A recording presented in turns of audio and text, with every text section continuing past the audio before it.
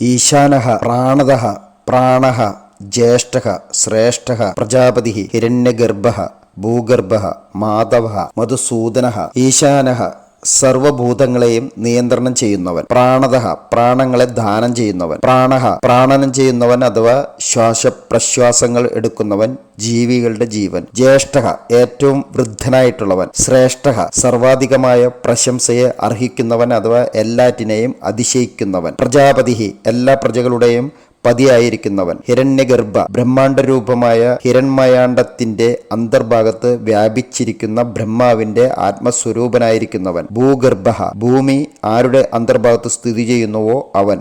മാധവഃ മഹാലക്ഷ്മിയുടെ ഭർത്താവ്. മധുസൂദനഃ മധു എന്ന അസുരനെ കൊന്നവൻ.